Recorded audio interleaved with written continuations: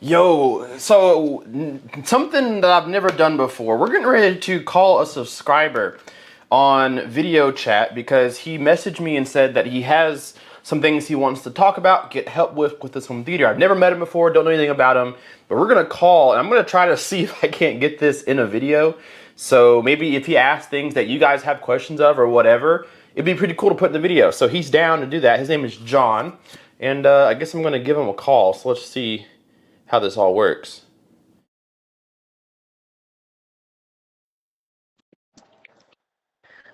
What's Hey, up? what's going What's on, up, man? KG? Oh, hey, buddy. What's happening, man? How are you? Good, good. Nice to meet you. Yeah, you as Do, well. do me a quick favor. If you can rotate your screen, it'll make you full screen. So if I use this as a video, it'll cover the entire Yeah, yeah. screen. Yeah, that'll That do good? it. That's good. Perfect. All right. That's good. So what's going on? I went back and read your initial text message you sent me, just kind of talking about Atmos layout and picking some external amps. So kind of brief me again what you're getting after. Yeah, man. So, basically, we moved into this new house. Told the lady, I was like, one thing I gotta have in this house is a home theater. I had a couple things that, I've had for a good little while now. I had some towers and a center and a couple things, and she finally was like, all right, go ahead and get your stuff. So got the TV, got 77-inch C3 OLED, Yeah. and then a Denon AVR 6700H. The towers are two Klipsch. I think they're RP280Fs. Yeah. Yep. And then the center is the 450C, and the sub is the 1600 SW. And yeah, and basically here, I'll just flip this around real quick, but check this out. So this is how it is right now. Yeah. Here, let me flip this real quick. Okay. There you go. All right. So the sides are Fluence signature bipoles. I'm gonna replace these with Klipsch reference Premier, the same line. Of The course. rears are some Canton bookshelves that I had, sitting in a closet somewhere. They're pretty decent little bookshelves, not too bad.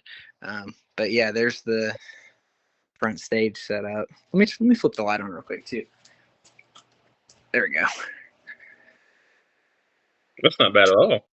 Yeah, so that's the setup right there. And eventually, all these cords and stuff, you see these cords. Mm-hmm. This was all for just setting the room up. I'm gonna be running everything like in one hidden bundle around the back.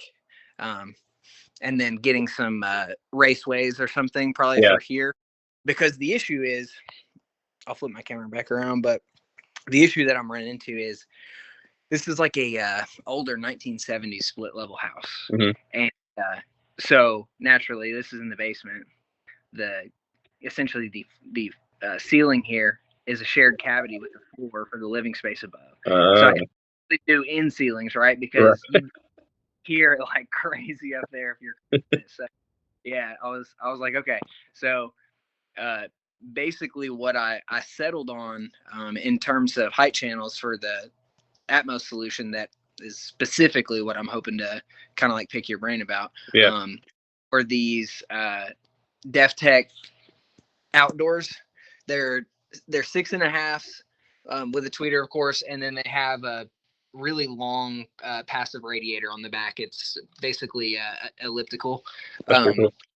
And I felt like it would be a good option for up there, just because it does have the passive radiator. You'll get a little bit of bass, and I got 4 of those, so presumably, 2 in the front. Yep.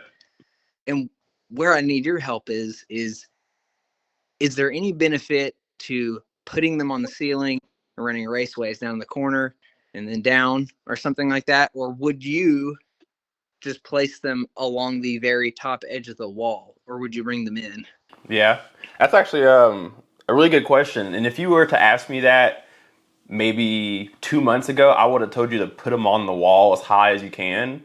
But being, I'm guessing this is now kind of going to be like your dedicated theater in a sense. Over time, you'll probably like increase what you have and whatever, but it's your dedicated space. And now that I have one, I was going to put mine on the wall because that's how I had it in my apartment for the 5 years I was there. It was always on the high part of the wall, but I was never fully satisfied because I felt like I couldn't really hear it. And so I always have my Atmos section like completely cranked to the maximum to try to keep up with the rest of the speakers.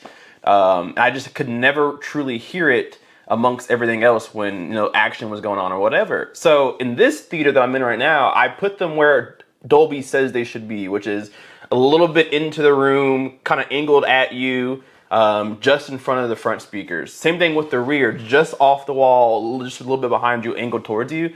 And 100%, I think that is the absolute best way to go. Simply because I think not only can you actually hear them, but the transition from front to back is a little more seamless because it is a long distance from the front of your room to the back. So when something flies over your head or whatever, there is that missed space in a sense, and you kind of bridge that gap when you have them more properly placed, if that makes any sense. So I say, especially because you have the ability to do, because I'm assuming since they're outdoor speakers, they have a little bar that you can screw into the ceiling and then angle.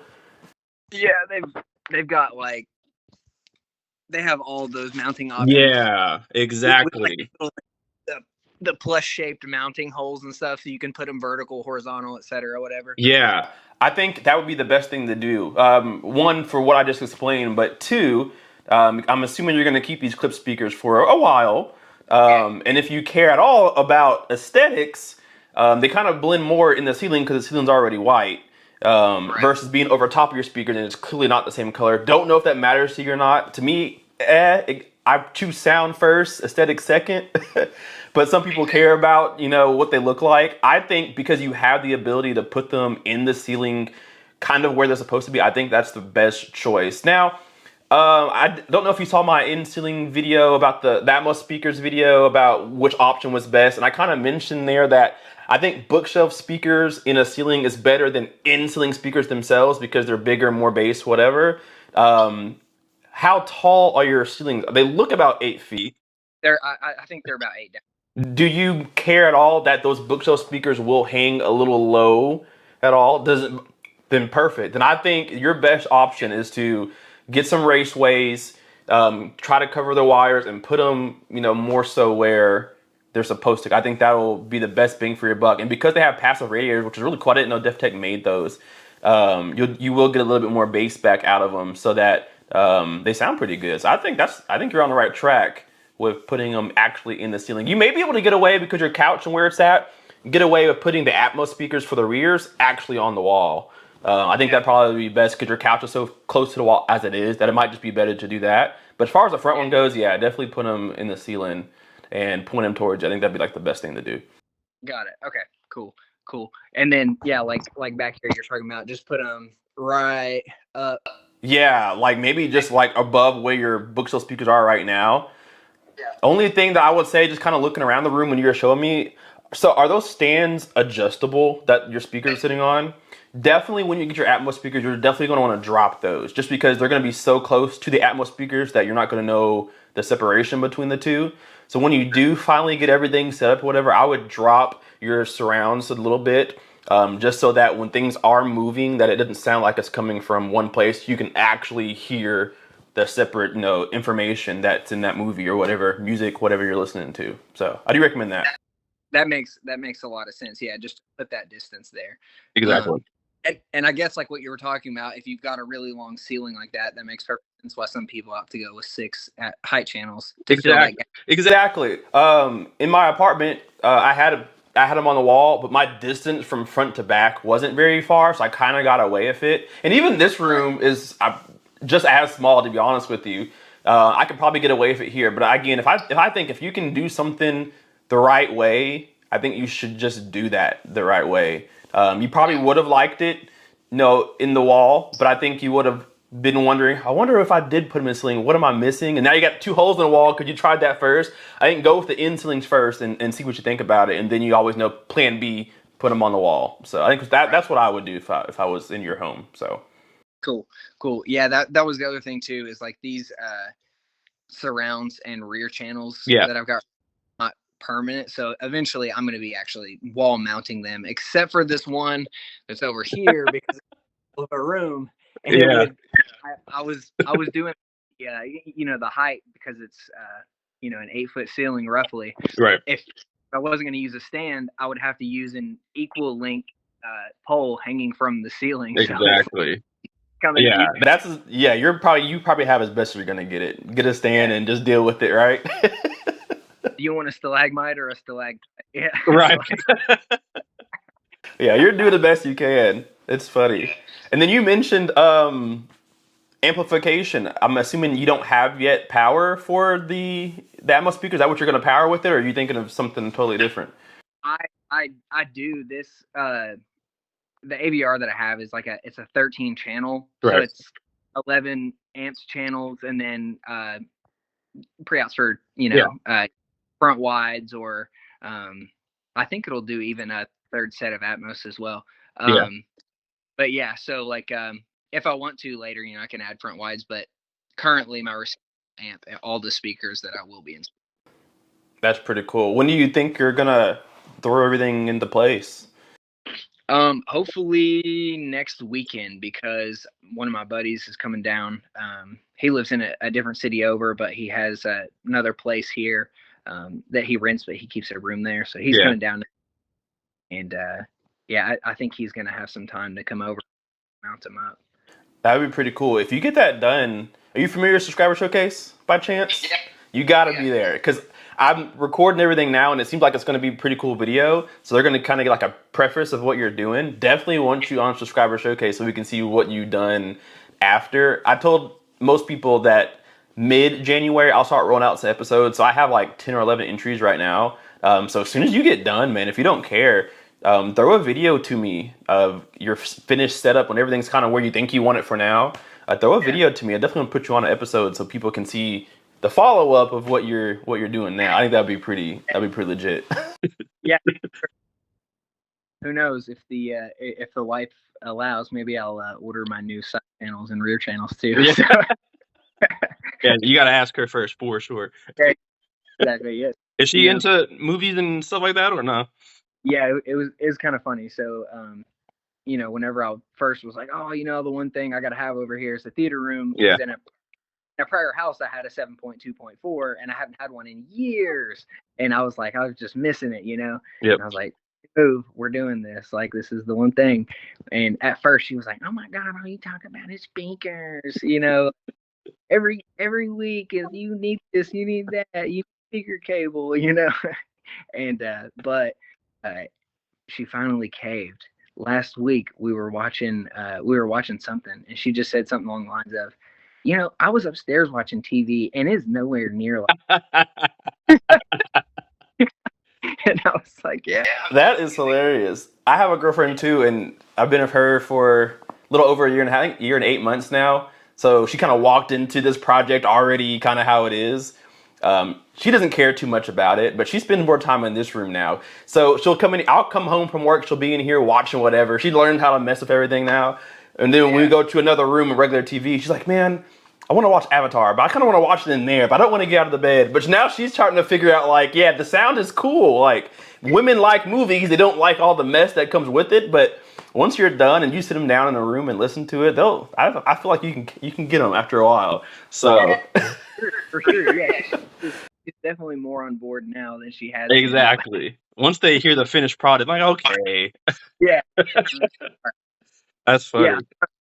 End of the day, it's something they're all benefiting from too, right? So exactly. And I promise you'll find her in there when you're not in there sometimes. She'll be down there. Once she learns how to use things, you'll find her in there before you even get home. So that's pretty cool. Yeah, our Netflix and our Amazon Prime, you would have no idea that a guy even watches shows on that. It's just Exactly. Yeah, but hey, it is that's what it so funny. is. So you have an amplifier already now? You said external amplifier or no? No, I haven't bought one. And I guess it'll depend on how satisfied I am in it. Right. With form, if I want to add wides or something, that'll probably be the only reason I add an amplifier. Or if I get some different speakers or something, and they just need a little more juice. Yeah. Kind of looking through the speakers that you listed, I really think that once you put everything together, I don't think we're gonna have like that itch to get an amplifier. And quite honestly, I don't think that you need one.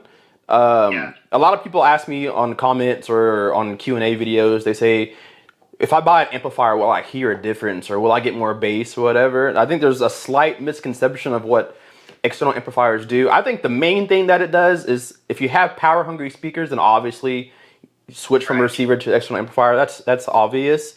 But it also just unlocks the rest of your features. Like you said, you have 13 channels, only 11 can be processed, so you just need an amplifier just for that reason. Some people look at amplifiers and think, yeah, I'm gonna get this, I can turn it way louder, or I'm gonna get more bass, whatever. And that's typically not the case. So kind of looking and listening to the speakers you have, I think that once you plug everything up and you run calibration for the final time and set everything up the way you want it, I think you'll be perfectly happy. I don't think you'll ever get to max volume on your receiver anyway to even need no amplification to take it a step further. So I think you're in a really good step already. So I'm pretty impressed, to be honest with you. Appreciate it. Yeah, for sure. Yeah, probably. I think what I'm gonna just get like some RP 600 for the side surrounds and the rears. And then at that point, we're pretty much the only thing that won't really be of the same like tonal kind of thing with Atmos speakers. But I'm sure EQ and Odyssey and getting all the settings right will make those. It will. And then I noticed you have one sub. I want to know how that's been going for you, because I'm a 2 sub or more kind of guy. It's been a while since I've had one sub. Have you ever moved around the room and like, there's no bass here, whatever? Had that bothered you yet, or are you pretty good at one? So basically, like right where I'm at, it seems to be about perfect. Like I've test tones on like a 25 hertz test tone or something and just let it, and I'll walk around the room and as you start getting closer to the corners and stuff, it gets pretty rough, like it's boomy and stuff. I mean, obviously depending on how high you have it turned up too, but the way Odyssey has it, it's a little bit too low for me, so I always crank it up after Odyssey. So it's one of those things. But as of right here in the middle of the room, it doesn't seem to have any crazy peaks where it's overbearing or doesn't still sound like clean. It's not boomy right here or anything. But obviously, if you push any of them, I guess at some point you can get there. Yeah, but also this sub is probably overkill for this room. Like this is a fairly big room, and the reason why I got the 1600 was because there's 2 open hallways and then another opening that goes up into an open stairwell cavity. So like the room is not sealed off essentially at all. Like the actual open space is a lot. So I was like, I better just go ahead and get the big one. If I got extra headroom, I got extra headroom. For sure, But so I have done duals before. In my last one, my other house, I had a 7.2.4, and I believe at the time, I definitely was not saving for the things that I wanted at the time.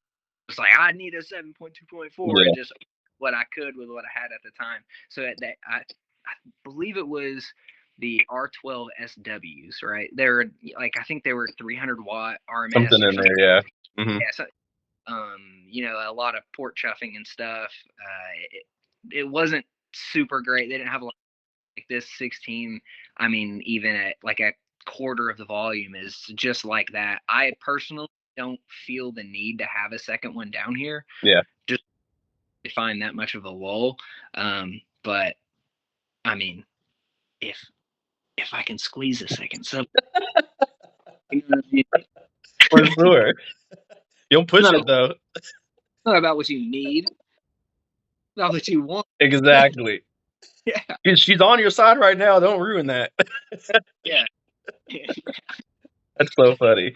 No, it's really cool to hear this, because a lot of the compliments that I get on my channel is that I try to cater to like the average Joe, the regular people. It's awesome that we're having this video. I've never done this before. I've never called anybody or anything like that. I've been to a few houses, but I've never called anybody. But it's going to be really helpful to have you here talking to everybody on my channel about things they probably go through at their own home. They got a wife at home. They got a small space that they're utilizing, open hallway, open floor plan, whatever. So it's really nice to hear like the average Joe actually telling us the experience. It's awesome to hear that, no, I don't need 2 setups. I'm perfectly happy with it. It's doing exactly what I want. Because most people will say do 2 or more, and you're like, no, I'm happy with 1, and I'm good. I don't need 1. So I think I really appreciate, I know that this is more for you. You want to call, get some advice, but I greatly appreciate you giving me a call and kind of just giving me an inside outside my own home theater. It's pretty cool to hear somebody else talk about their own. So definitely appreciate the conversation. So definitely, when you get everything set up, send me a video and everything. I'm curious personally just what you choose to do from here. Give us a demo or whatever, and then I'll definitely put you on Subscriber Showcase, because I know everybody who watches the video is going to want to come back and see what you've done with the place. So for sure. Something. So I guess just a quick aside about irregular rooms and stuff like that, because this is basically what this is. Like that's my wife's reading area over there to go and stuff. And having that side surround, over there is just having that side surround there. It actually played with Odyssey kind of crazily. It had the one by the wall actually cranked up a lot louder.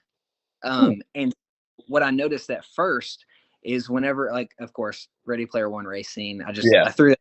All right, let's see what's going on. And I was like, man, it really sounds like all of these ambient effects are just coming from the left room. And I was like, it's really strange, because it didn't sound like this before. And I guess because of the distance between this one that's in the middle of the room and the back wall, maybe the reflections or something was causing some kind of a weird delay, but it way overamped this one. And it's stuff that you have to just go in and play with if something doesn't sound right. Like, you just got to trust your ear sometimes. It can't count for everything. Exactly. Right? So, it's one of those things. I bet there's a lot of people out there with irregular rooms that run their Odyssey, think that that's the best they're going to get without ever going back and revisiting. And I'd highly recommend everybody go.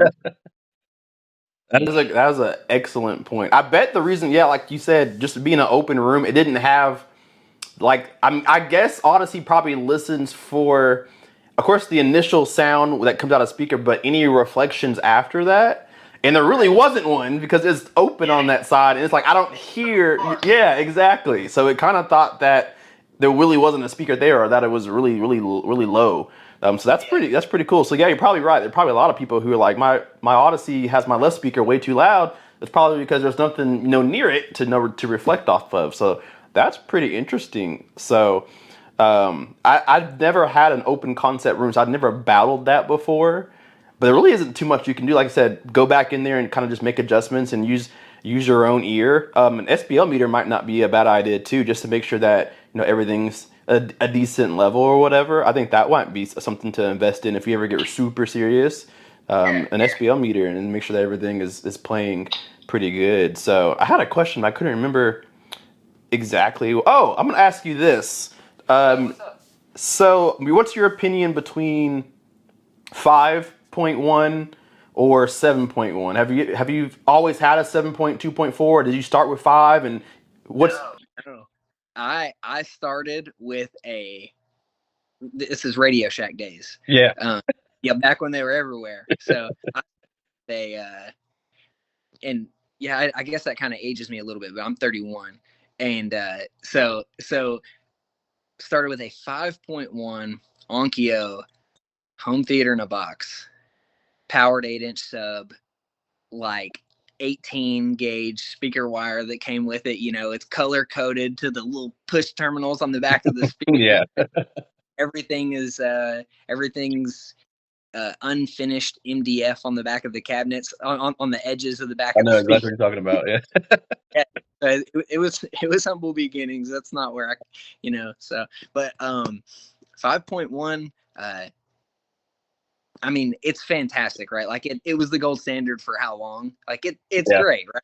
So and just about everything has a good 5.1 mix in it. But 7.1 is where it really gets pretty amazing. And specifically, if you ever, I was just doing this the other day. There was a Dolby track that it's a test track where the bird kind of like flies around the room. Yep. That is where you will notice just how much of a difference having rear channels are, where you can hear that bird fly 360 all the way around. And at that point I was like, okay, I'm glad for this receiver, just go for it. So but yeah, the rear channels, I mean, if you can do it, I would definitely recommend it. I would say for a lot of people, it's almost not realistic because they have couches that are like pushed On the right wall. up. Yeah. You know, you got to have a little bit of space.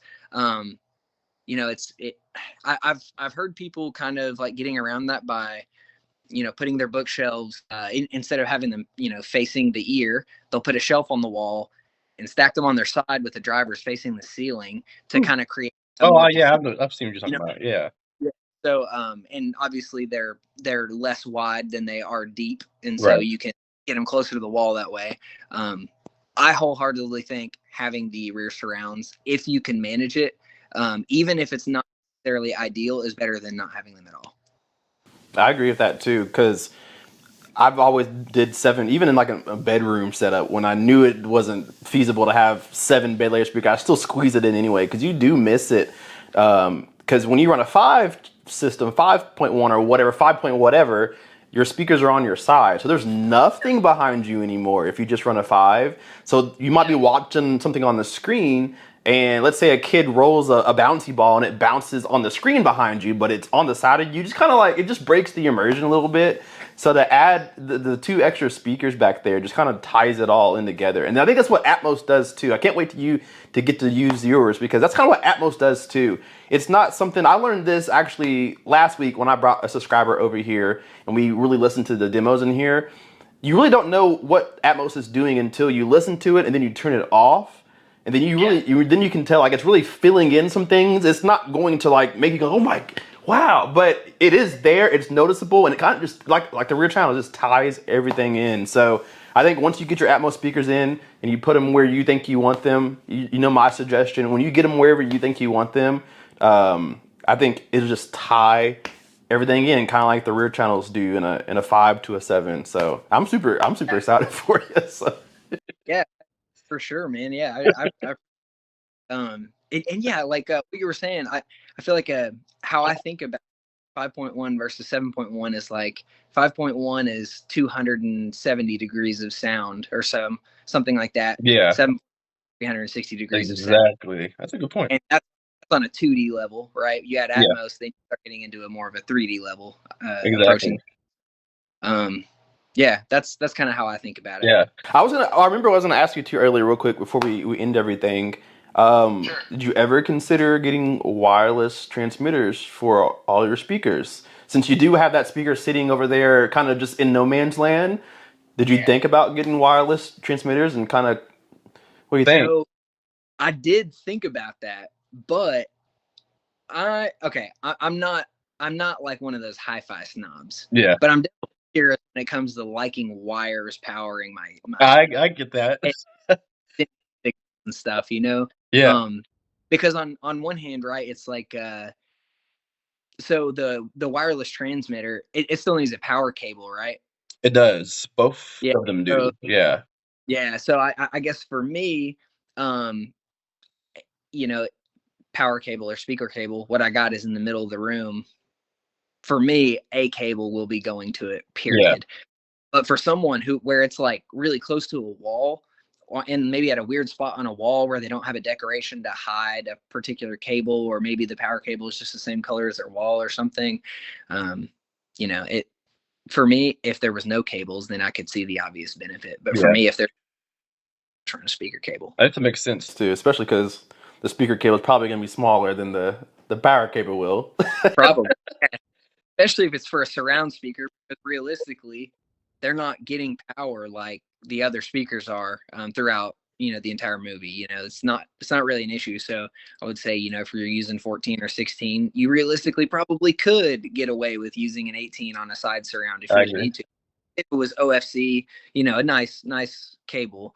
So yeah, that's a good thought. So I didn't know if you had any more questions or anything. I didn't remember everything you asked me on your text, but was there anything else you wanted to discuss? I got all the time in the world. So no, No, man, I think pretty much does it. I'll definitely get those Atmos speakers mounted. And sorry, I got people hitting me up, No, you're but good. I'll get those Atmos speakers mounted up there. Put the ones in the rear, way up on the wall, and we'll see how it goes. And I guess actually, yeah, I do have one more question. Toe in on the speakers on the ceiling. How do you feel about that? Should I make them, basically congruent with the wall, or I was would you going to recommend? actually say that before if you didn't have a question, I was actually going to tell you this. So obviously with the Deftex, it's probably a mid-range woofer and then a tweeter. So I was going to tell you, one, to put the tweeter on the outside, not the inside, and make the tweeter like in line with. So Dolby says to put the width of your Atmos speakers to be the same width as your front speakers. So it's going to be pretty far out there. So since your tweeter is going to be at the top, if it was vertical, turn it sideways, obviously, so you can mount it, and then put the tweeter on the outside so that part of the speaker is on the outside. And then as far as angling it to you, most people will say yes. Turn it towards you and then angle it down so that it doesn't just fire past your head. This is one of those aesthetics versus sound kind of debate. Some people may not want to turn it in because it doesn't look right. But if you're turning in those speakers, more likely your front speakers are probably turned in a little bit too. So it all kind of makes sense. Me personally, if I'm switching spots with you, I'm putting my tweeter on the outside and I'm towing it in towards my sweet spot and I'm angling it down towards my sweet spot too. And I'm doing the exact same things for the rear as well. Point it, angle it right at you so that the sound's firing. Because it's object-based, as you know, it needs to come right to you so that it makes sense. It's not a diffuse type of channel, so it needs to come from exactly where it's supposed to come from, not in close proximity. You know what I mean? So yeah, definitely turn it, point it, angle it towards you. I think that'll give you the best sound and give you the best chance at hearing it when everything's going crazy, if that makes any sense. So Yeah, what you just said, that was actually something that made me think about that. Is I'm actually not a fan of these Fluence two-way bipolars for the surrounds because you do lose that objectivity of directionality of it. I mean, speakers inherently kind of like create a cone in front of them. Right. So if you have enough distance, and in this case I do, they're probably, each one I'd say is probably 4.5 feet from the main listening position. So there's enough there for that sound dispersion with just a monopole. And I think once I replace those with the reference Premiere line bookshelf, very happy. Yeah, and I bet your calibration will probably have a better chance of figuring out what's going on too. Because not only is that one sitting out there, but it's also not facing you. So I think you'll get better results in your calibration too. So cool, I'm excited. So when you get everything done, definitely send it to me. If any questions pop up, call me anytime, text me. We don't have to make a video about it. Just if you need something, let me know. It's nice to have a friend now. So definitely text or call if you have any questions about whatever. More than happy to help you. You can probably help me with some things too. So definitely look for this video too. I'm going to edit this now and put it up as soon as possible. So you'll be up here overnight probably. So appreciate you calling, man. It was good to meet you, buddy. Yeah, you too, man. Peace out. Peace. Have a good night, man. Bye. That was John. Man, that was pretty cool. I've never conference call, I guess you can call it. I've never done that before, but it's really cool to meet other people out there and talk about home theater because everybody has the same questions, but not everybody's in the same step at the same at the same part of their journey. So I've answered these questions many times, but I never get tired of answering them because it's cool to see where people are in their journey, and it's awesome to be able to help guide in that journey as well. So I'm really happy that we met each other. I don't know anything about him. I don't know where he lives, but I'm glad that he trusts my advice enough to, listen to it. So that was awesome. I hope that a lot of things that he said helped you guys, because I know there's more guys out there related to him than you guys are to me. So that's cool that we can hear somebody else's real world take on home theater and your average John. So thank you guys so much for watching. If you ever need help with anything, I'm more than happy to help you just like that. So let me know how I can help you, and I will. Hit that like button, subscribe if you're not already, and we will see you guys in the next video. Kpaceguy out. Peace.